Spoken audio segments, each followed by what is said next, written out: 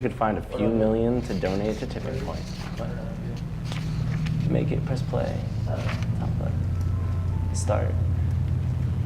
All right, I'm gonna start in a minute, okay? Yes. Uh-oh.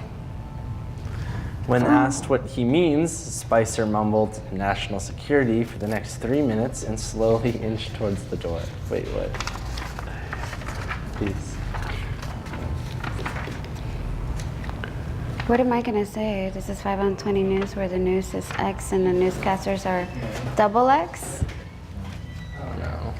Where Jeff is stoned. No, I'm kidding. Or what? Where is this Maddie? Just say this is 5 on 20 News. Forget it. Yeah. I don't know. We just got it short. I'm gonna say where the news is radical and the newscasters are.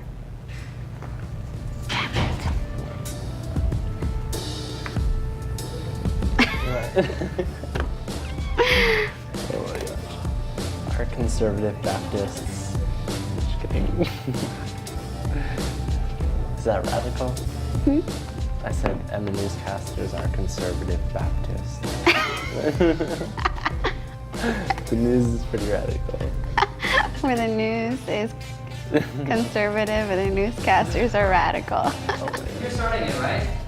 Yes. Okay. It's a good one. I don't know. I'm down with it. Not bad.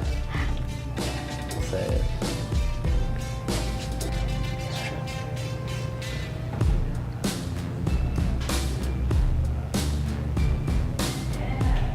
God damn, who is calling right now? Is it Stephanie? All right, you guys Is she ready? coming? I hope so. Yeah. Yes, All right, sir. I'll count Arla down from 5. All right. You gotta tell me, man. Alright. Is there a cue? Sorry.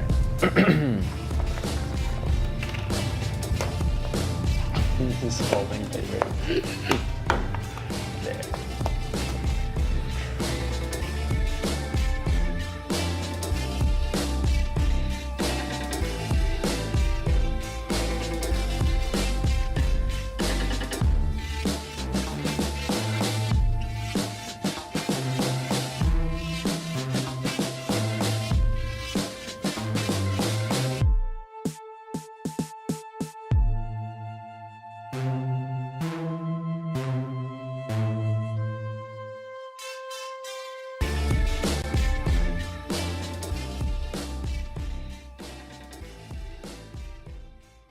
This is 5 on 20 News, where the news is liberal and the newscasters are radical, with Zaira, Livier.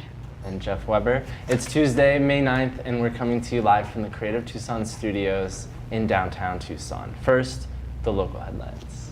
The Arizona legislature is pushing to end their session this week after the recent passage of a $9.8 billion spending budget for the year. Lawmakers were expected to return this week for 2 or 3 days of debate and voted on remaining legislation before ending the session. At these times, lawmakers usually try to revive legislation that has died but remained a priority for some individuals. In this case, that would be 3 bills related to tax credits in the state. House Speaker J.D. Messner said that he expected an end to session by Wednesday, but it could be as early as Tuesday. Must be nice. The Arizona House plans to spend their vacation in Cabo, where Messner will take part in the famous dual margarita challenge against rocker Sammy Hagar. Solar power advocates say that a renewable energy facility could replace the coal-fired Navajo generating station that is slated to close in 2019. But experts say that a solar plant wouldn't require nearly enough workers to take the place of the hundreds of jobs provided by the current plant. Megan Cox, a spokeswoman for the Navajo Nation, says that the plant creates 3,000 indirect jobs and that a solar plant wouldn't even come close to that. But solar supporters point a recent Department of Energy report that found more than 370,000 people employed in the solar industry compared with 160,000 in coal. However, even solar advocates say that these jobs are not sustainable since most encompass the construction of the plants, but not many workers are needed to run the plants. Jesse Audette Muniz, Senior Director of Apex Clean Energy, said that while a solar plant would employ 750 people, it would only take 45 to run the operation in the long term. But she said that a solar plant would generate revenue through lease payments on the land and that it would have a low resource impact on the land, which is good. A 250 megawatt plant would generate about $500 to $600 per acre per year, which is about $1.1 million each year, according to Muniz.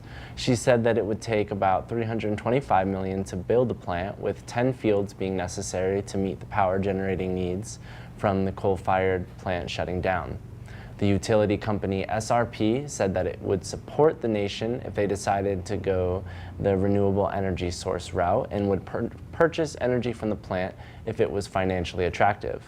But a spokesman said that it is unlikely that solar would be able to fully replace the power generated by the coal plant because it produces around the clock, whereas solar is limited by the sun. In its defense, the Sun says that we need to strengthen the coal economy and that the solar industry is a federal land grab. The Interior Department will review 4 national monuments located in Arizona, among 27 total monuments being reviewed for changes in protections. Most of the monuments are located in the western states and have been designated for protections over the past 2 decades. The Trump administration ordered the review last month, calling the protection efforts a, quote, massive federal land grab by previous administrations. Among the reviewed will be the Grand Canyon Parishant Park in northwest Arizona, Ironwood Forest northwest of Tucson, the Sonoran Desert, and the Vermilion Cliffs, which are north of the Grand Canyon. All of these parks were designated national monuments by President Clinton. Trump's executive order directs Secretary of the Interior Ryan Zink to review all presidential designations that were made since January 1st, 1996.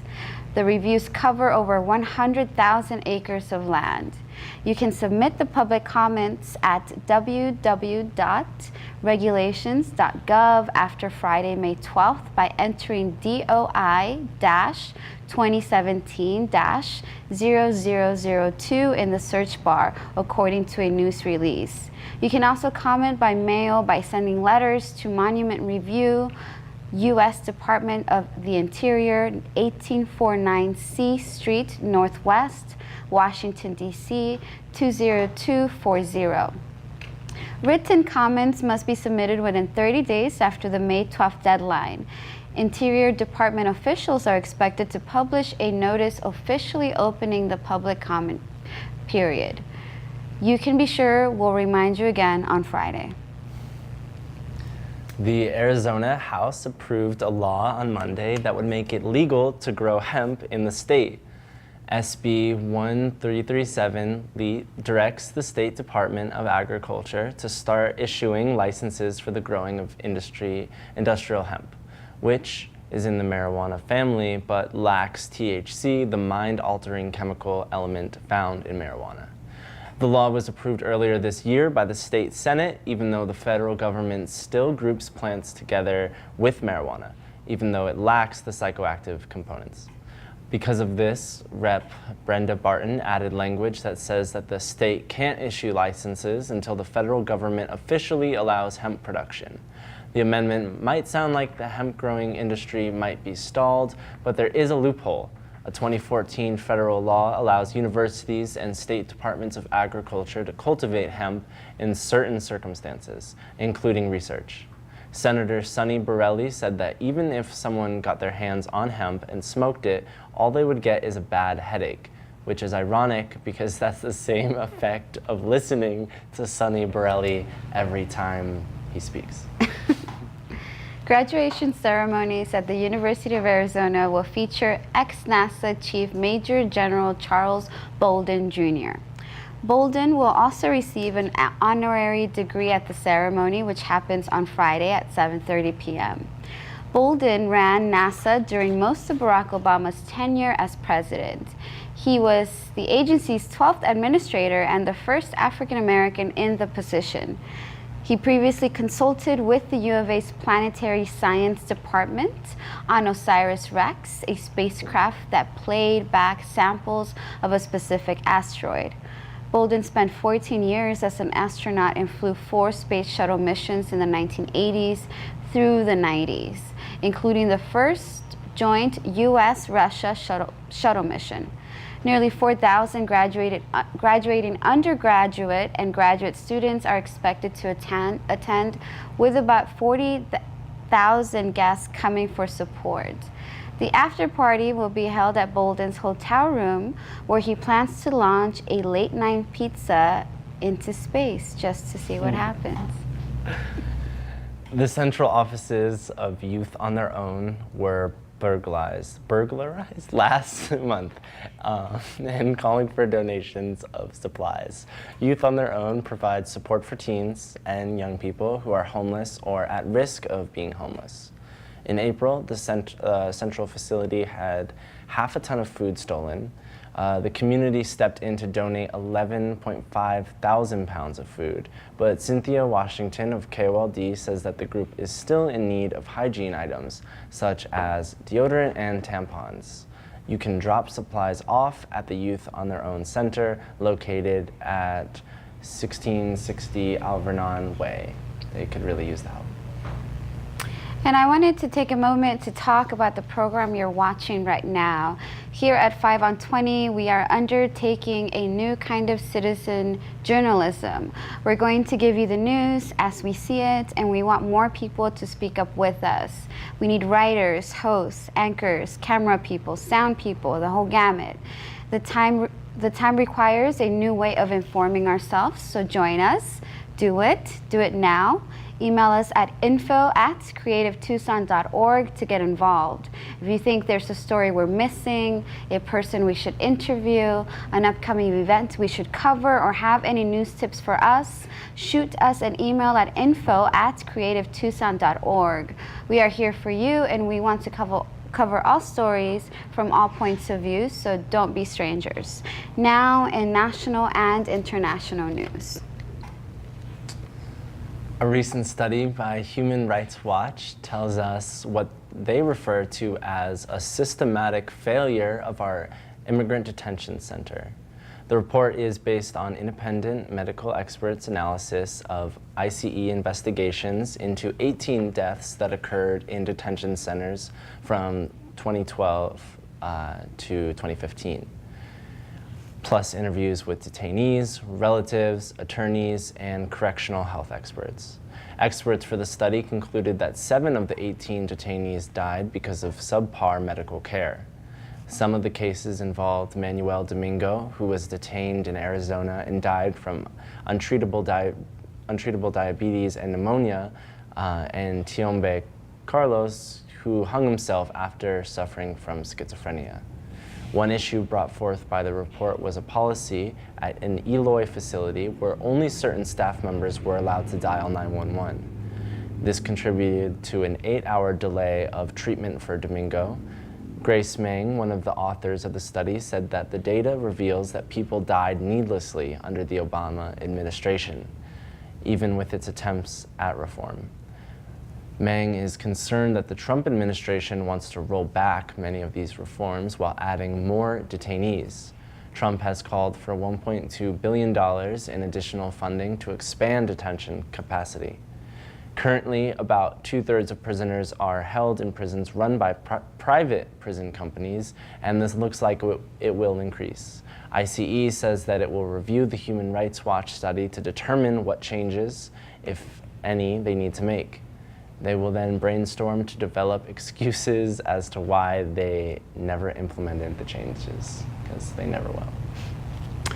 The Trump administration has decided to arm Syrian Kurds in their battle against ISIS in the city of Raqqa, according to the Pentagon. American military commanders have long desired to arm the YPG, a Kurdish militia, but have faced opposition by Turkey, who opposes Kurdish independence. The militia group is aligned with the Kurdish Workers' Party, who were declared a terrorist group by Turkey. The decision could cause tensions between the two countries less than a month before a planned visit by the Turkish President Recep Erdogan. The Pentagon said that they will provide the group with anti-tank missiles, heavy machine guns, mortars, and armed vehicles so that they can carry out the fighting against ISIS. To prevent backlash from Turkey, the Pentagon has considered only giving the group enough weapons to fight ISIS while curtailing the supply after the battles are over. This plan was considered because similar plans worked so well in Iraq, Libya, and Afghanistan, which are all clearly bastions of peace and stability. A liberal politician favoring dialogue with North Korea appears to have won the election in South Korea, according to exit polls. Moon Jae-in expectedly won the election, which would end nearly a decade of conservative rule in the country. Moon's victory ends months of turmoil in South Korea after former President Park Geun-hye was impeached over a corruption scandal, the first president to be removed from office since they became a democratic nation in the 1970s. Moon spoke from a makeshift stage this morning, announcing that he would make a just, united country, and said that he will be a president who also serves those that didn't vote for him. Moon won with about 40% of the vote, leading second-place conservative challenger Hong Joon-pyo, who had 26% of the vote, while centralist Ahn Cho-soo captured third place with about 21% of the vote. Moon is elected to a 5-year term and is likely to name a prime minister, who will need to be approved by parliament. He advocates for a dialogue with North Korea to settle the long-lasting tensions of the Korean peninsula, but still encourages continued sanctions and pressure on the regime of Kim Jong-un. His victory was supported by younger people in Korea, according to the exit polls, who held peaceful rallies over the past few months to force the former president to step down. Park Geun-hye was impeached after the country's judiciary ruled that she was steering contracts to close associates, including Choi Soon-sil, a controversial spiritual leader who some say leads a cult. Choi was said to have owned the former president's soul, as she showed tremendous influence over the president, even for wardrobe decisions, prompting some to call her the Korean Rasputin. She could also be called the Korean Steve Bannon, with the only difference being that her liver isn't crying out for help. Alaska's soil is taking longer to freeze over as winter approaches, which is causing a surge in carbon dioxide emissions. According to new research, the Harvard-led study found that Alaska's northern tundra increased emissions by 70% between 1975 and 2015 in the months leading up to winter. Researchers say that warming temperatures and thawing soils were the cause of the increase of CO2 emissions. During the summer, when the Arctic melts, the upper level of soil, which sits on top of a layer of permafrost, exposes decomposing organic matter, which causes the CO2. But once the winter cold comes in, ice forms on top of the soil and blocks further emissions. However, with the ice melting for longer periods of time, more CO2 is being released each year. 40 years ago, it took about a month for the ground to completely freeze over, but now it takes 3 months or longer. In some places in Alaska, the soil doesn't freeze over until January, especially if there is a layer of insulating snow. It's estimated that permafrost contains about twice as much as carbon as the Earth's entire atmosphere. If the permafrost were to disappear, this has the potential to seriously alter the Earth's surface. The Trump administration is considering a plan to give Alaska to Russia in order to pin the blame on them for destroying the planet. Hey, some good news for once. A private organization pledged a $100 million donation to help San Francisco's homeless population, the largest donation of its kind in the city's history. San Francisco has been ground zero for the homeless in the past few decades and still remains 2,000 chronically homeless people living in the streets. Tipping Point, a poverty-fighting nonprofit, announced the grant, which will fund a study to find solutions for San Francisco's chronic homelessness problem. Daniel Lurie, founder of Tipping Point, says that homelessness is a massively complicated issue, but that his organization is committed to our community. Lurie said that he hasn't seen the private sector step, and the donation serves as a challenge for companies to help out. Many in San Francisco lament skyrocketing real estate prices for the cause of the increase in homelessness.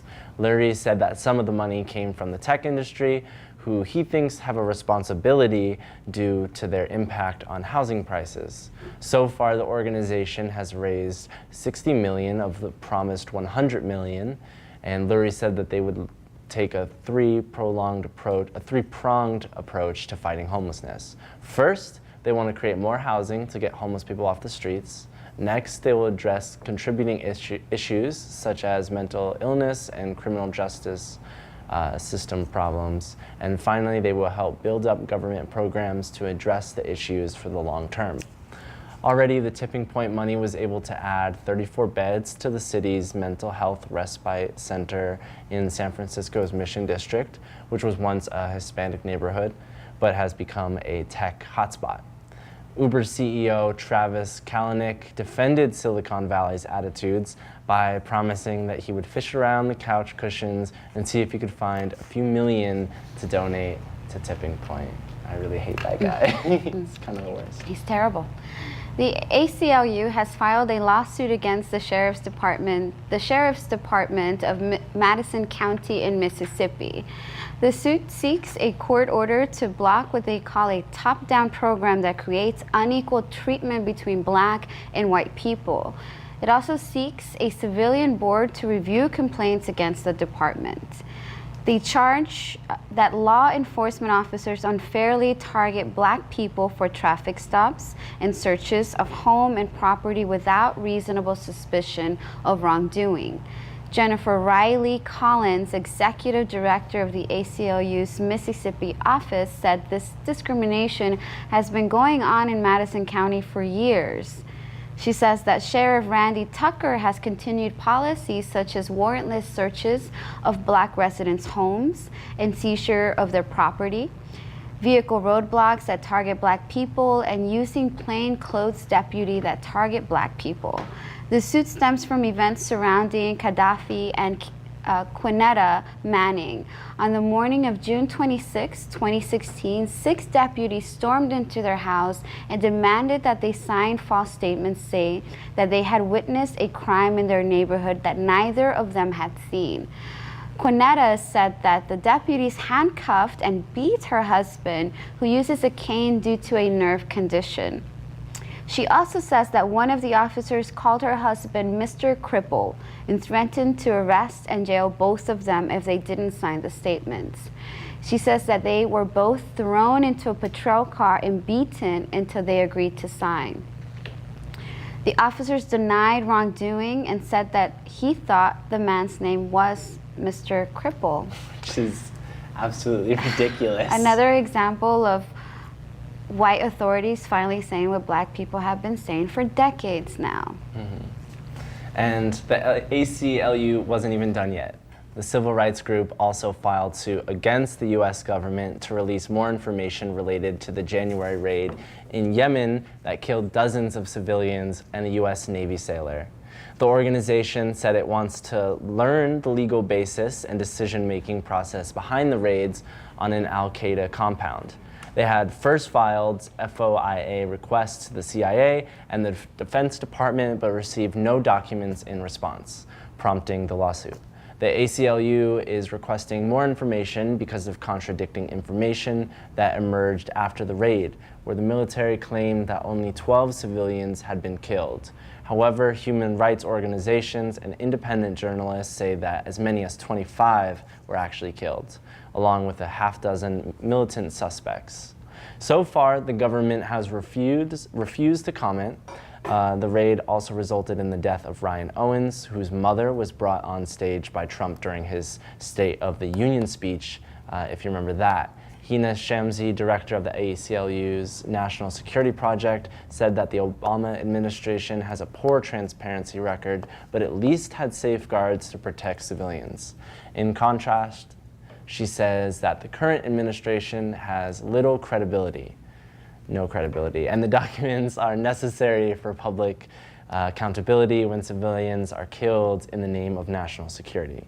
White House Sean Spicer said that they wouldn't provide the documents because they don't want people to know how many civilians were killed due to national security. When asked what he means, Spicer mumbled national security for the next 3 minutes and slowly inched towards the door. Sean Spicer. Texas Governor Greg Abbott signed a law intending to punish so-called sanctuary cities, the code name given to areas that protect undocumented immigrants. Abbott signed the law despite pleas from the police chiefs who say that this kind of law will hinder their ability to fight crime. The law comes at the same time as the Trump administration has been aggressive in going after sanctuary cities. 2 weeks ago, Trump signed an executive order that would hold back federal funds for cities who refuse to cooperate with federal immigration officials. However, the order was later declared unconstitutional by a federal judge and now sits in legal limbo along with most of his other executive orders. After signing the bill, Abbott said that as governor, my top priority is public safety, and this bill furthers that objective by keeping dangerous criminals off our streets. However, law enforcement says that these kinds of policies cause a chilling effect in immigrant neighborhoods where people neglect to report crimes because they are afraid of being deported. The Republican-led legislature approved the vote along party lines and sent it to the governor earlier this month. If police officials are found to be in violation of the law, they could face removal from office or up to a year in prison if convicted. To review, police can shoot innocent people and avoid punishment, but protecting immigrants will land them in jail.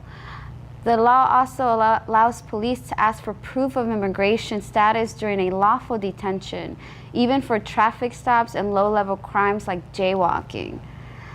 In a sense, the law is similar to the controversial Arizona law SB 1070 that allowed police to ask for citizenship status. Next up, Abbott will ask the legislature to design pins to be worn by all immigrants in the state because according to the governor, the summer sun tans makes it hard to figure out who the brown ones are. This was Zaira Livier. And Jeff Weber for 5 on 20 News. Next up, Zaira and Stephanie are going to bring us a new episode of Adelante Tucson. So, yeah.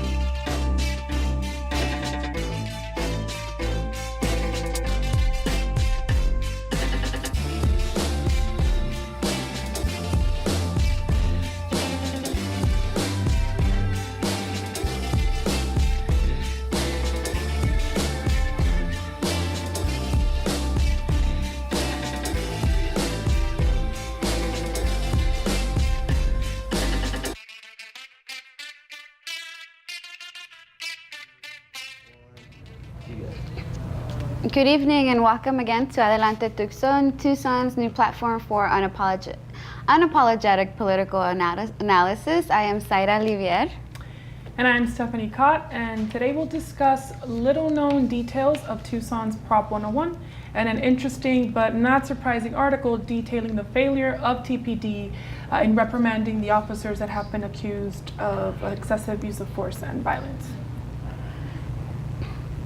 There's only one day left to mail in your ballots and vote no on Prop 101. May 10th will be the last day to mail in your ballots, and May 16th will be the last day to drop off your ballots at the county recorder's office or to vote in person at designated polling locations.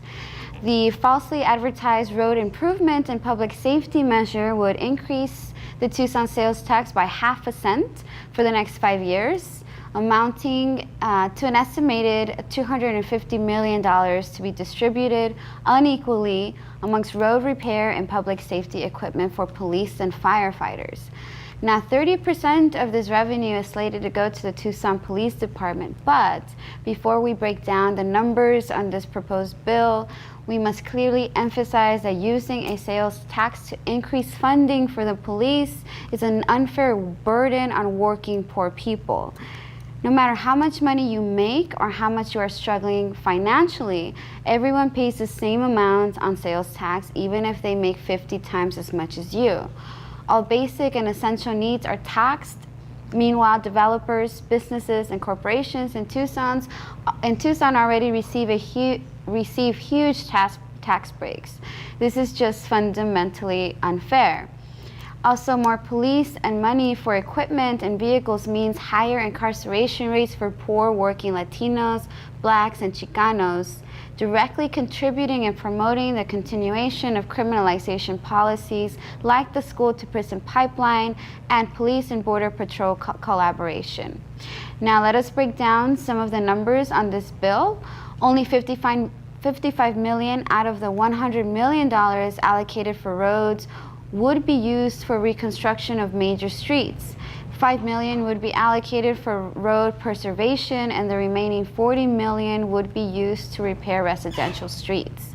Which residential streets would be up for repair would be decided by a Citizens Oversight Committee, a citizens committee that would be appointed by the mayor.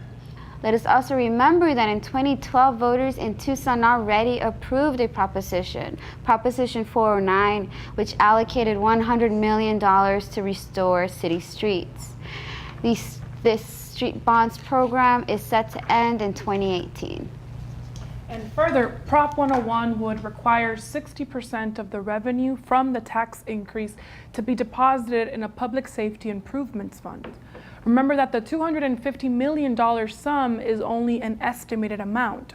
So 60% of the total amount that is collected would be allocated for public safety equipment, which could result in more than $250 million revenues. Now, the estimated $150 million would be divided equally amongst police and firefighters.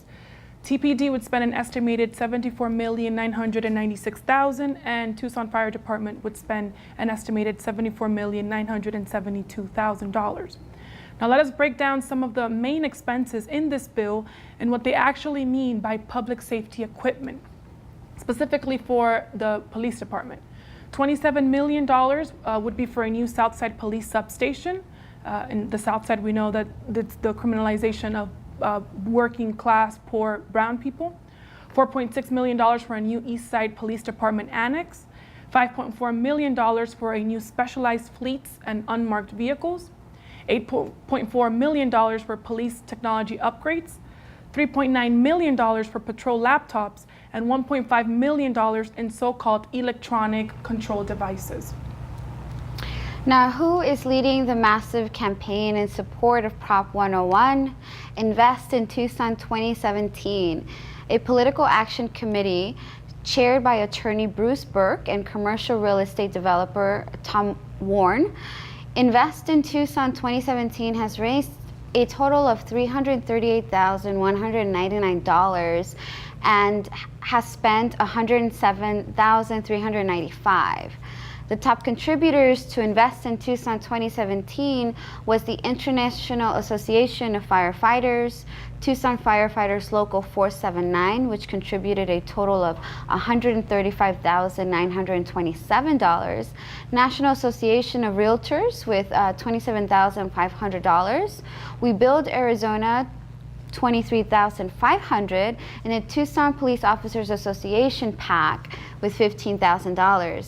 Combined Law Enforcement Association of Arizona, $10,000.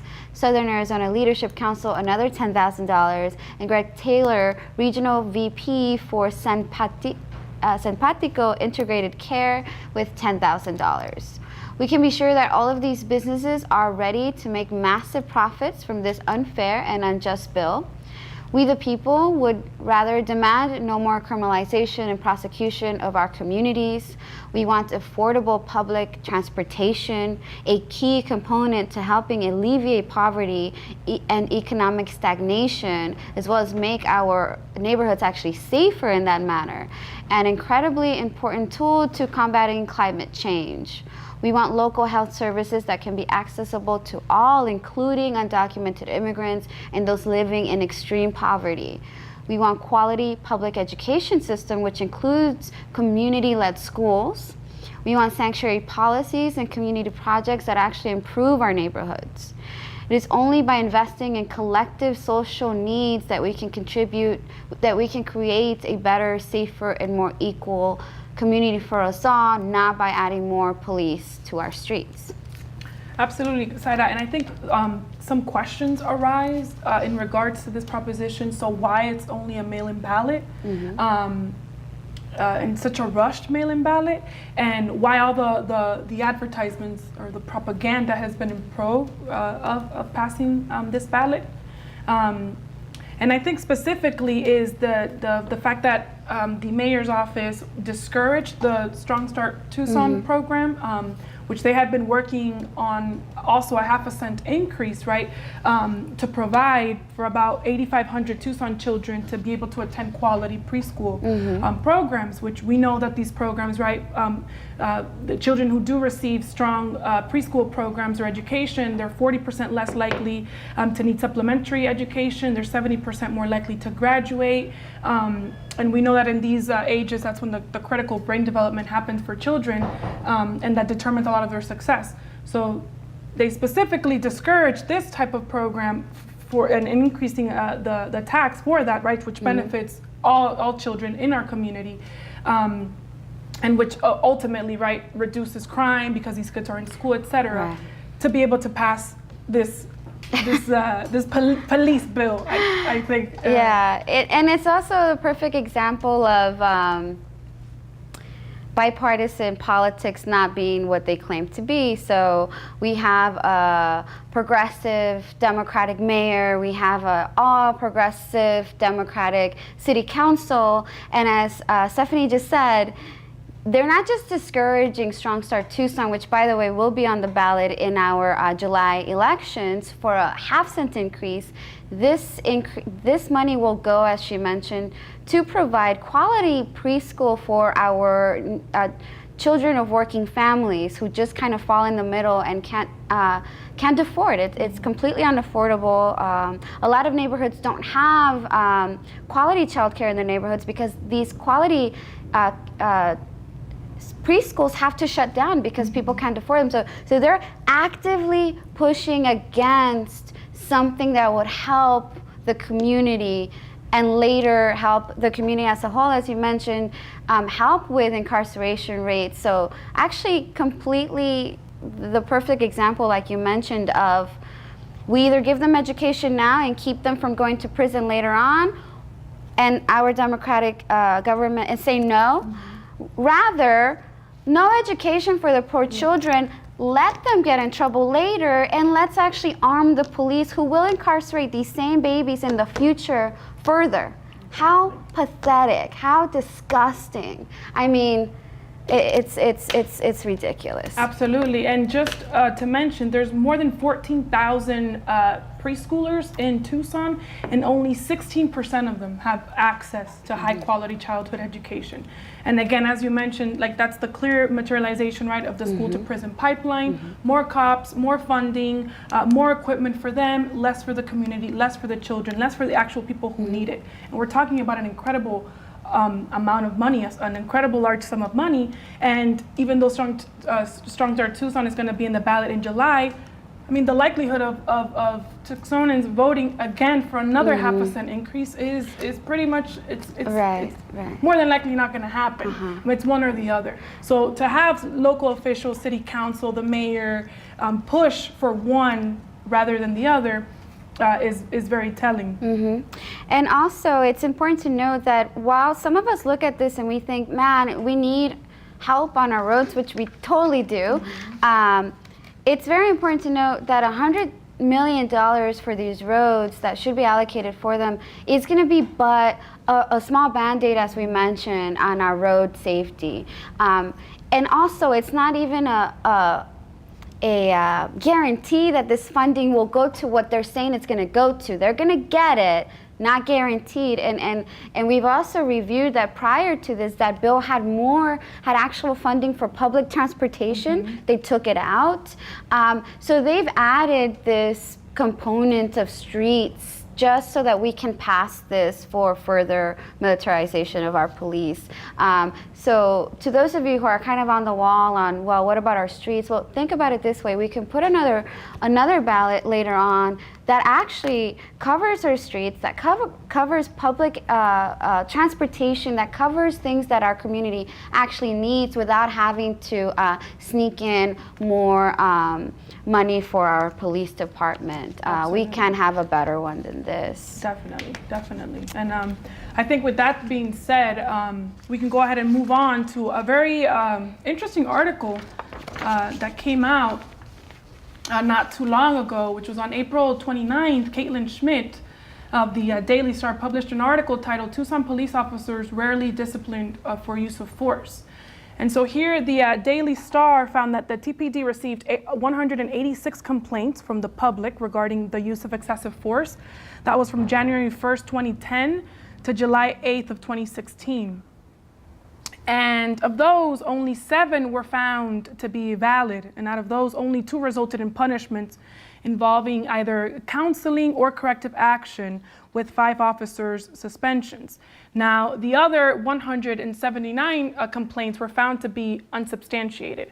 And it's important to know that the excessive force in these complaints related to officers striking, using firearms, batons, tasers, pepper spray, which we've seen, and handcuffs. And these complaints are reviewed by the Office of Professional Standards, which decides whether the actions taken by these officers violate standard policy, police policy, which nobody knows really what that means other than them. And now, according to TPD, they have recently made a number of changes into how officers report when they use force and how the department reviews incidents and complaints. By August, all officers will be reporting use of force through a computer program called IA Pro. Further, a police supervisor will immediately come to the scene and investigate any use of force using his or her department-issued phone to take photos and record interviews. All incidents of force involving impact weapons and higher, except for deadly force, will now go to a force review board made up of the commanders from all the patrol units who will decide if the use of force is within policy. So, basically them reprimanding each other, which is incredibly effective. The department also claims to be initiating a random analysis of lower level uses of force, which include control techniques like striking or taking a person to the ground, which should help with weeding out problem officers along the way. Because the issue at hand is not a system rotten to its core, but apparently a couple bad apples. For incidents involving use of deadly force, the department has changed the system from a board of inquiry to the Critical Incident Review Board. That's like 3 boards already. That board is chaired by Deputy Chief Chad Kazmar and Captain Eric Kazmierzak, and if I butchered your name, I apologize, who heads up the police academy and is vice chairman. Other incident review board members will include patrol lieutenants, a member of the Community Police Advisory Review Board, the department's legal advisor, 2 attorneys from the city attorney's office, the department's independent police auditor, and an appointed community representative. Yes, out of all of these seats, the community gets one person, and it is an appointed one nonetheless. Wow. According to the departments, filling their own review board with more of themselves will make the review process much faster. Because, you know, they'll all agree. Interesting logic if you ask us. Now, as some of you may remember, in February, an anti-ICE raids and Day Without Immigrants rally led by Immigrants' Rights Action Committee, Lupe, here in downtown Tucson, was met with violence from the police department and sparked a community debate on the department's use of force. Footage of police officers pushing, dragging, and pepper spraying the entire crowd of peaceful protesters circulated through live Facebook feeds across the city and eventually catching national attention. To be expected, no one seemed to care much that a Brown-led protest had been met with pepper spray, assaults, and arrests until body camera footage was released, which showed an officer knocking down an elderly white female protester and then subsequently pepper spraying those who tried to help lift her from the ground. 3 officers falsely claimed to have sustained minor injuries, although endless footage showed the opposite to be true. Not a single officer was touched. But to corroborate their false narrative, 3 people were arrested on suspicion of aggravated assault on a police officer. These felony charges were later dropped after a successful community call-in campaign, thank you everybody who joined, demanding that the charges be dropped and also targeted Chief Magnus, the Tucson mayor, and the Pima County attorney, Barbara Lawal. According to the Daily Star, 2 officers are under review for the incident. 27 interviews of department employees have been completed and hours of footage have been reviewed. The review board has just completed its very first meeting on the case, just now. From what we have just reviewed, it may be many more months before a determination on this case is made, and until an official determination is made whether the officers responsible for the attacks on the peaceful protesters will not be disciplined. And I think with that being said, Zaira, it's very evident, right? Nationally, we see the same situation. The likelihood of officers actually being reprimanded, I mean, the numbers speak for themselves, and those are just the numbers of actual complaints, which we know the majority of people don't file complaints precisely because nothing ends up happening, right? Right. We've had a lot of examples, a myriad of examples, right, of brown and black folks and just people getting targeted by police, being killed on camera, filmed by other community members, and nothing happens to these officers either. I suspect that the use of pepper spray is not really going to end up in them being reprimanded or actually fired. So it's very interesting, though, that this article has come out. I know that now with this bill, with Proposition 101, and we're looking at more funding, we're looking at potentially having more officers out on the street, patrolling the street, and we know that having more police does not mean having less crime. And I actually, as I was reading up on this article and I was investigating, in between December of 2014 and January of 2015, which has to do with actually not having more police, or the need to decrease, right, police in our communities, which is proven that is not what we need. There was a police slowdown in New York after numerous protests and arrests due to the deaths, the killings actually, of Mike Brown and Eric Garner at the hands of police. 2 officers ended up being killed in New York after massive protests, and so police, unable to strike, went ahead and they had a slowdown. And we're talking about a couple of weeks, right, maybe like a month or so. And the statistics are absolutely incredible. So for summonses, which is like any typical offenses, like parking fines, etc., they decreased by 40% from the same period the year before prior. Minor arrests were down by 25%, more actually than 25%. Wow. Total arrests were down by 66%. Traffic citations dropped to 94%. And actually, a Washington Post investigation found that civilian complaints of major crimes, right, so murders, rapes, felony assaults, burglary, grand larceny, they actually declined during the slowdowns. And minority neighborhoods, which are subjected to higher levels, right, of policing, which we know of, they saw no increase in major crimes, and the same for white majority neighborhoods. So we clearly know that we don't need more police to prevent crime or to reduce crime. We need less police. We need more money in our communities, schools, and teachers. Arizona has one of the worst actual public education systems, And only bound to get much worse with exactly. with the voucher expansion that Ducey signed into law. Yeah. So we need more social programs, a municipal ID, affordable public transportation, as you mentioned, which that in and of itself is going to help with the environment. More money for schools, more money for programs like Strong Start, and less money for the police. No matter if that means that we're going to get, as you mentioned, a little Band-Aid on some roads for the next 5 years or so. Right. Well, thank you for the research. No, absolutely. And to those of you that can still vote, that's until tomorrow, May 10th. So please vote no on Proposition 101. And once we do have an actual comprehensive bill for roads, I think that's something that everybody would be happy to push. Yes. And I think that when you're agreeing with Republicans, there's an issue. Right. The Vote No campaign has been led by Republicans, which makes us a little bit uneasy. But hey, a broken clock is right twice a day. Yeah. And we've been out on the streets, we've been knocking on doors, we are talking to the community, and we can say that by far people are absolutely saying no way.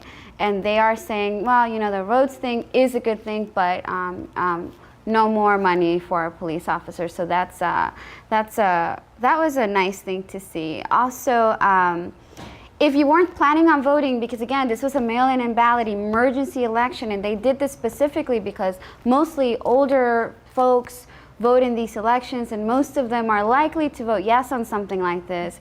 So if you weren't planning on voting and you are a registered voter, please make it, please put it on your calendar to go and show up to the polling places on the 16th to vote no on this.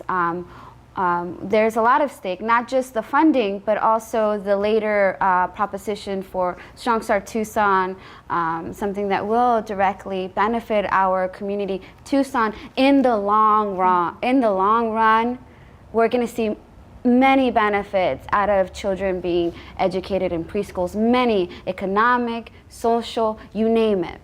It'll spread. So please consider that, and we hope that you will join us in voting no. And that will be it for tonight. Thank you for joining us, and please share with your friends and family. I'd like to welcome Stephanie back. She was gone forever in Florida. Catch us again next Tuesday, on actually Tuesday the 23rd. And thank you. Thank you very much. All part of the people.